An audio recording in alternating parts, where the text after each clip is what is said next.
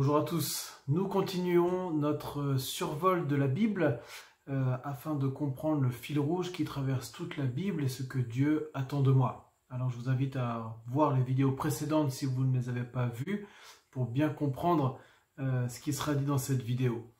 Alors on arrive maintenant à l'annonce d'une nouvelle et dernière alliance. On avait vu une alliance qui avait été faite entre Dieu et Abraham, une alliance qui avait été faite entre Dieu et son peuple Israël à travers Moïse.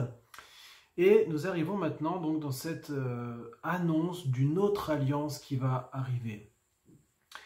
Rappelez-vous que c'est une alliance qui avait déjà été annoncée dès que l'alliance qui avait été faite avec Moïse avait commencé à être expliquée par Dieu. Et on avait lu dans Deutéronome chapitre 30 verset 6, l'Éternel ton Dieu circoncira ton cœur et le cœur de ta descendance pour que tu aimes l'Éternel ton Dieu de tout ton cœur et de toute ton âme afin que tu vives. Il y avait là une promesse qu'un jour parmi le peuple il y aura une circoncision pas seulement dans la chair mais une circoncision du cœur qui permettra au peuple de Dieu de pouvoir aimer Dieu réellement et donc de pouvoir s'approcher de nouveau de Dieu, ce qui était impossible à cause du péché. Alors cette dernière promesse, ce changement de cœur, cette capacité nouvelle d'obéir à Dieu, elle fait son bout de chemin pendant tout l'Ancien Testament. Et donc tout l'Ancien Testament est dans ce cadre de l'alliance entre Dieu et son peuple par l'intermédiaire de Moïse. Mais il y a des informations qui vont être données au fur et à mesure de la révélation de Dieu, particulièrement à travers les prophètes. Et on va voir maintenant donc trois textes qui viennent de trois prophètes différents qui nous parlent avec précision de cette nouvelle alliance et qui nous préparent à comprendre cette nouvelle alliance. Ce sont des textes extraordinaires qui vont être un petit peu longs, j'en suis désolé, j'ai quand même essayé de sélectionner quelques versets pour ne pas tout lire, mais s'il vous plaît, lisez les chapitres entiers que je vais citer pour que vous puissiez bien voir et bien comprendre la richesse de ces annonces de cette nouvelle et dernière alliance. Ces trois textes se trouvent dans Jérémie chapitre 31, Ézéchiel chapitre 36 et Ésaïe chapitre 53. Alors on va commencer dans Jérémie 31 et on va voir que Jérémie nous parle d'une nouvelle alliance. Jérémie chapitre 31 verset 31 et suivant. Voici que les jours viennent, oracle de l'Éternel, où je conclurai avec la maison d'Israël et la maison de Juda une alliance nouvelle. Non comme l'alliance que j'ai conclue avec leur père le jour où je les ai saisis par la main pour les faire sortir du pays d'Égypte, alliance qu'ils ont rompue, quoique je sois leur maître, oracle de l'Éternel. Mais voici l'alliance que je conclurai avec la maison d'Israël après ces jours-là, oracle de l'Éternel. Je mettrai ma loi au-dedans d'eux, je l'écrirai sur leur cœur, je serai leur Dieu et ils seront mon peuple. Car je pardonnerai leurs fautes et je ne me souviendrai plus de leurs péchés. Alors ce texte nous apprend que cette nouvelle réalité de ce changement de cœur, de cette circoncision du cœur, va passer par une alliance. Donc on peut le dire parce que ce texte nous le dit clairement au verset 31, il va y avoir une alliance nouvelle qui est annoncée. Et la loi donc sera inscrite dans le cœur et pas seulement sur des tablettes, sur des tables extérieures à l'homme. Dieu sera de nouveau le Dieu de ce peuple et ce peuple appartiendra de nouveau à Dieu. Et on se rappelle qu'on avait vu dans Exode chapitre 19 au verset 5 et 6 dans la vidéo 8 où on présentait l'alliance mosaïque, on avait déjà vu cette réalité où Dieu disait « Vous serez mon peuple et vous serez pour moi un peuple de sacrificateurs, un peuple saint, vous m'appartiendrez en propre. » Mais en fait, ce qu'on voit dans l'histoire, c'est que ça n'a jamais été vraiment le cas. À cause du péché du peuple et parce qu'ils ont rompu leur alliance, ils n'ont jamais été vraiment le peuple saint de sacrificateurs, c'est-à-dire qui adorait, qui apportait un culte à Dieu comme ça devait être le cas selon les termes de l'alliance. En fait, ce qui avait échoué à cause du péché, hein, on se rappelle que le péché, c'est de croire que je sais mieux que Dieu ce qui est bon pour moi, c'est de me mettre à la place de Dieu, de désobéir à Dieu. Ce qui avait été impossible à cause du péché, justement, va devenir possible dans cette nouvelle alliance, parce que le péché ne sera plus, c'est ce qu'on va voir dans les autres textes. En fait, Dieu n'était pas vraiment le Dieu de ce peuple, parce qu'ils avaient tout le temps des idoles, et ils cherchaient tout le temps d'autres dieux. Et ce peuple n'était pas vraiment le peuple de Dieu, parce qu'ils passaient leur temps à aller chercher les dieux étrangers, parce qu'ils allaient passer leur temps à se mélanger avec d'autres peuples qui n'appartenaient pas, en tout cas qui n'avaient pas été choisis par Dieu, comme c'était leur cas. Dans la nouvelle alliance, il va y avoir cette obéissance parfaite à Dieu, cette transformation du cœur qui va permettre effectivement de vraiment faire partie du peuple de Dieu. Et cette nouvelle alliance n'échouera pas parce que ce sera une alliance inconditionnelle et unilatérale comme l'alliance que Dieu avait faite avec Abraham. Une alliance qui ne dépend que de la fidélité de Dieu et non de l'obéissance de l'homme. Une alliance dans laquelle on entre par la foi et non par l'obéissance. Et il y a une dernière promesse qui est liée à cette nouvelle alliance.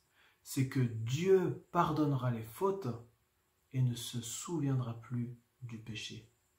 Ça y est, enfin, la promesse de régler le problème du péché est là, et il y a cette promesse que le péché sera réglé va un jour aboutir. C'est pas quelque chose de nouveau, cette promesse. On se rappelle dans Genèse 3,15 qu'il y avait déjà eu cette promesse que dans la descendance de la femme, quelqu'un écrasera Satan et réglera le problème du péché. Mais ici, ce rappel est encore plus clair que dans cette nouvelle alliance, le problème du péché sera réellement réglé, une fois pour toutes. Il n'y aura plus cette distance, cette séparation entre l'homme et Dieu, en tout cas pour ceux qui entreront dans cette alliance. On va passer au deuxième texte maintenant, et on va aller dans Ézéchiel chapitre 36. Et là on va voir que c'est une alliance de grâce, de restauration et de bénédiction. Au moment où le peuple est au plus mal, loin de Dieu, en exil, Ézéchiel va prophétiser pour les encourager et il va leur parler de cette nouvelle alliance. En tout cas, Dieu va utiliser Ézéchiel pour leur parler de cette nouvelle alliance. Et on lit au verset 22 et suivant. « Eh bien, dit à la maison d'Israël, ainsi parle le Seigneur l'Éternel. Ce n'est pas à cause de vous que j'agis de la sorte, maison d'Israël. C'est à cause de mon saint nom que vous avez profané parmi les nations où vous vous êtes rendus.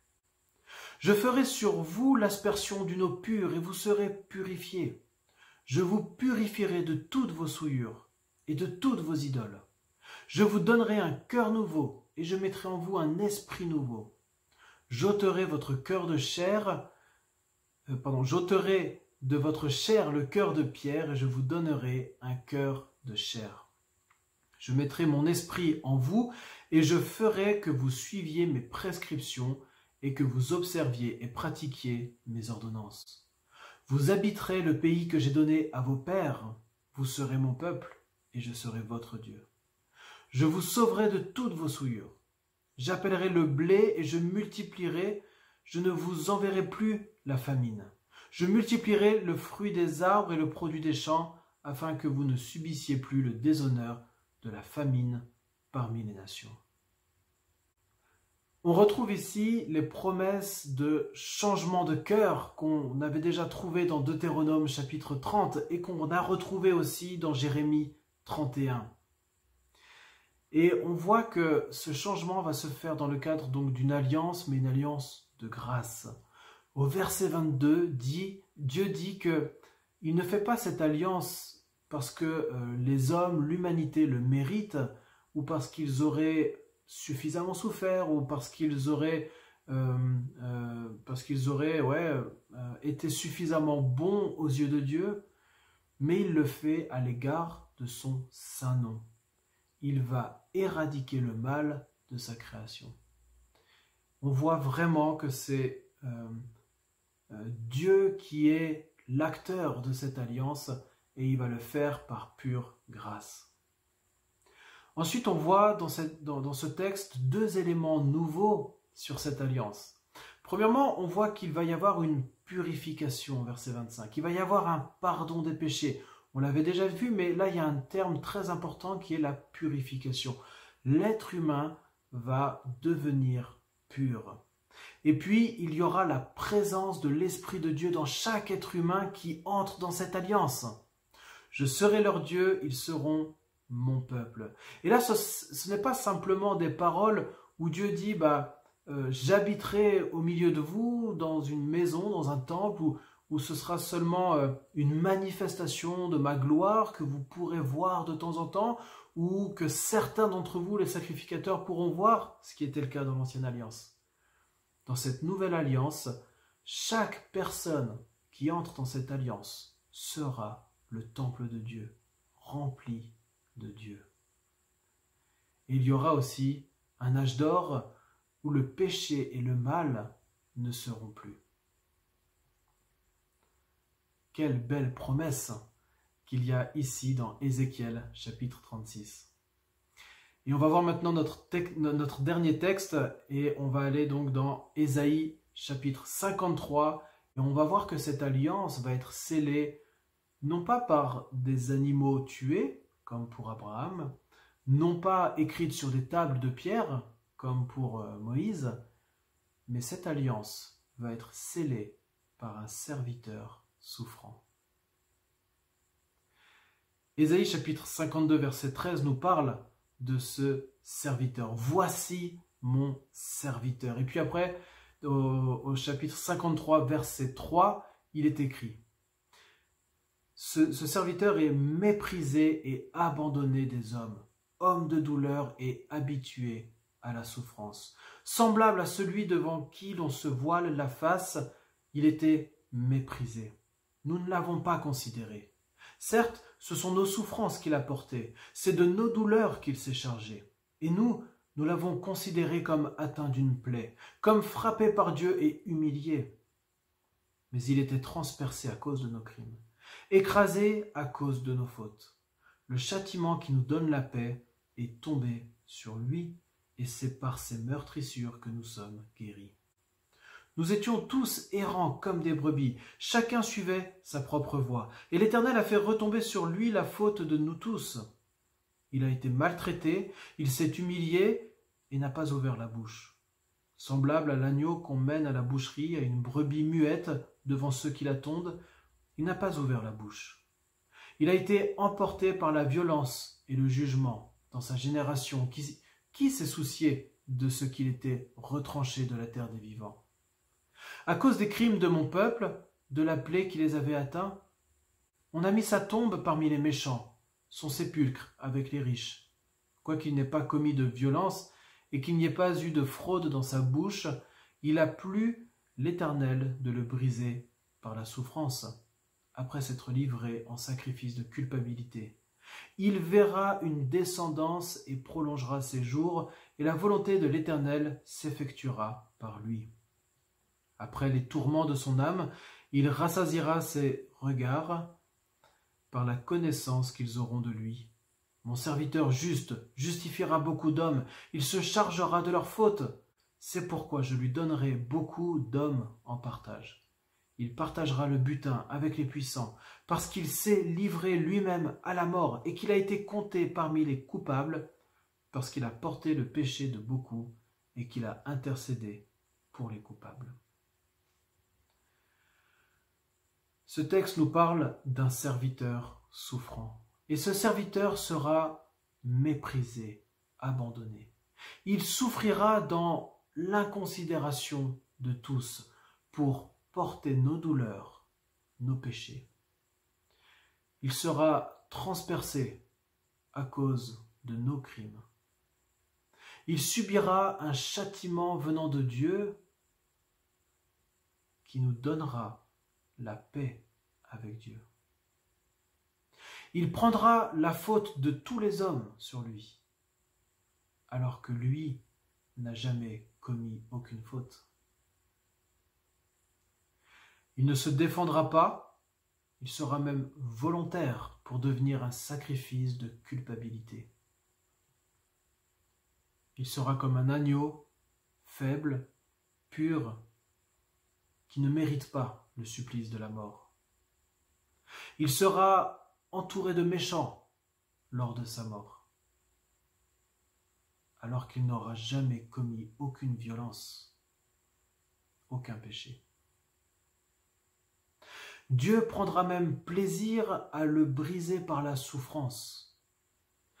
Non pas parce que Dieu est sadique, mais parce que c'est le seul moyen de salut pour tous les hommes. C'est le seul moyen de régler le problème du péché. Il accomplira parfaitement la volonté de Dieu. Il rendra juste beaucoup d'hommes. Bref, ce texte nous dit que ce serviteur souffrant, ce Messie, portera le péché et la condamnation des hommes sur lui. Alors voilà 3 textes qui nous préparent à cette nouvelle alliance. Et tout l'Ancien Testament aboutit à l'attente de cette nouvelle alliance. Une alliance unilatérale, inconditionnelle, une alliance de grâce, où Dieu rendra les hommes capables de l'aimer parce qu'il transformera leur cœur. Une alliance où Dieu mettra son esprit dans les croyants et où Dieu les purifiera de leurs péchés. Une alliance où Dieu pardonnera le péché et où il ne se souviendra plus des fautes des hommes. Et cette alliance sera scellée par un serviteur souffrant, un Messie, le Messie de l'Éternel, qui est promis dans Genèse chapitre 3, verset 15.